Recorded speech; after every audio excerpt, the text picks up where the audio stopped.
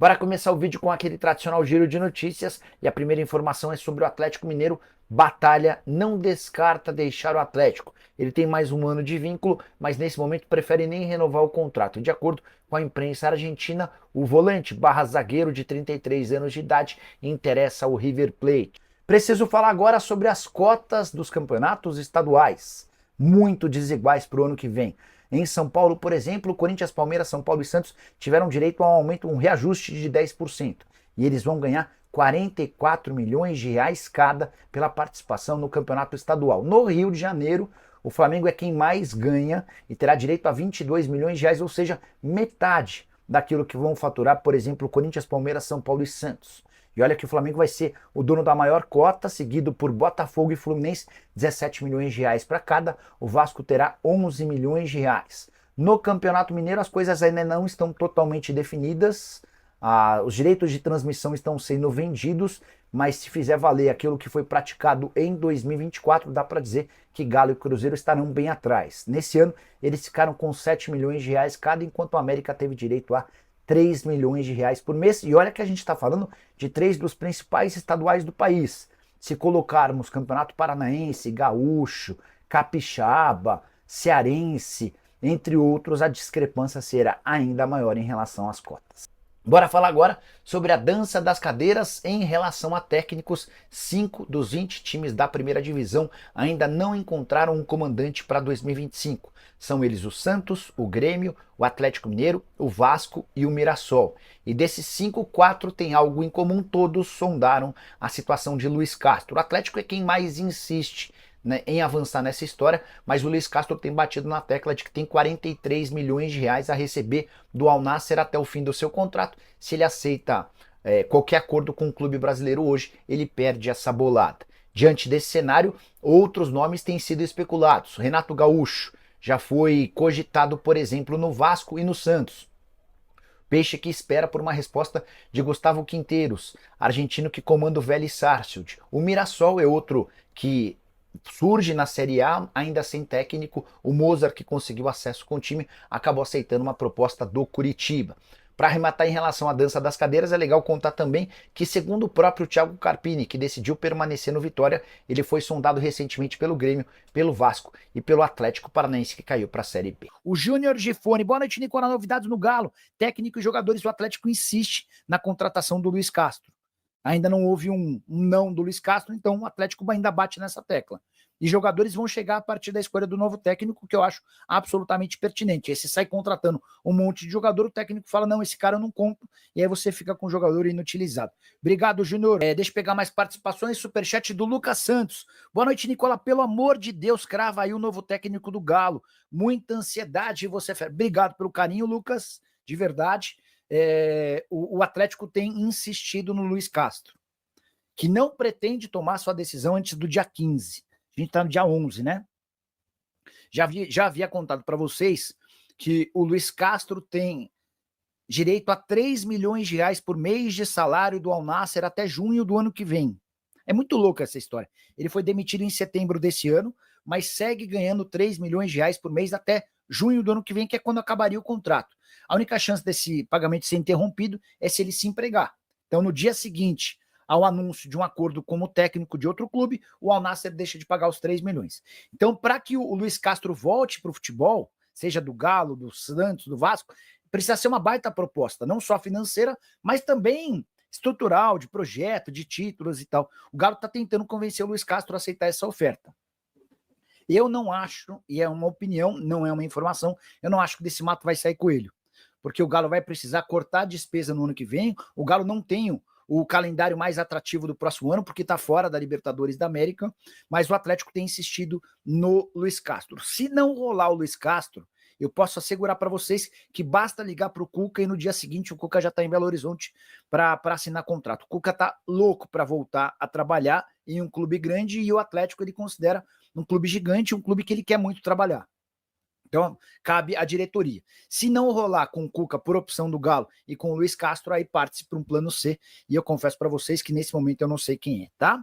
Tem alguma novidade sobre o técnico do Galo? Algum jogador? Igor, vamos lá, vamos ser bem sinceros, né? Acho difícil que o Atlético avance em jogadores antes de fechar com o técnico. E é bom que seja assim, né? É o natural. No domingo, depois da vitória contra o Atlético Paranaense e da confirmação da permanência do time, a Itatiaia divulgou que já existiam conversas com o Cuca. Ninguém na Itatiaia inventaria essa história. Até pelo fato de a Itatiaia ter os mesmos donos do Galo, qualquer coisa que é publicada por lá, ela precisa ser super checada, enfim. A impressão que eu tenho é de que houve a divulgação até para entender junto do torcedor do Galo a repercussão ao nome. Como é que o Cuca está avaliado pelo torcedor? A repercussão será que é boa, é ruim? E a partir daí, pelo jeito, até fazendo a leitura dos próximos passos, a impressão que eu tenho é de que a repercussão não foi boa entre torcedores do Galo, porque o Atlético está insistindo no Luiz Castro.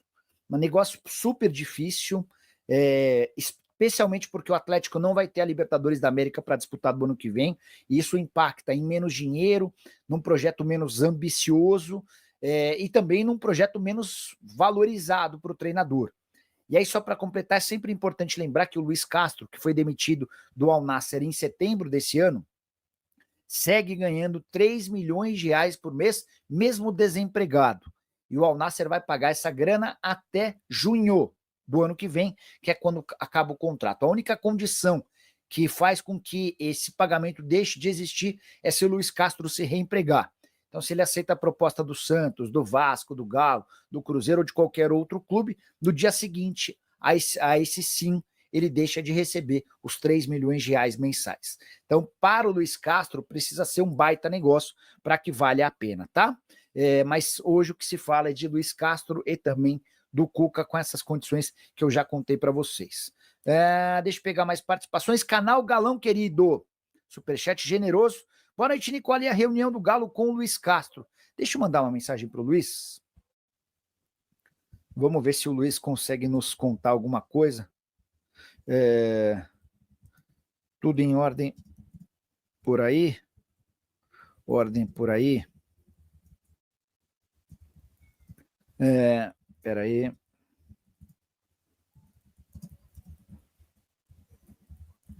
Mandei aqui, assim que tiver qualquer resposta também já conto para vocês, tá?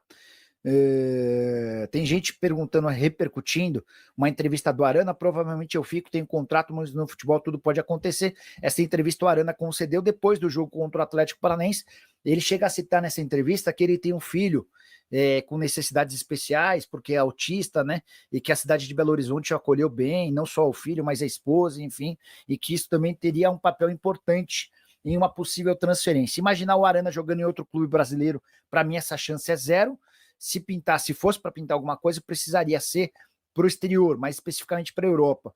Mas essa janela de inverno na Europa não é ou não costuma ser a mais aquecida. O Atlético Mineiro e um erro grave da diretoria atleticana. É lição de casa de qualquer dirigente de clube grande não deixar que seus principais jogadores entrem no último ano de contrato sem que a renovação esteja engatilhada. E o Atlético tem 6 atletas nessa situação, jogadores cujos vínculos se encerram em 31 de dezembro de 2025. Mas, Nicola, ainda falta um ano. Pois é, esses jogadores agora ficam com a faca e o queijo na mão, possibilitando a eles a possibilidade ficou ruim, né?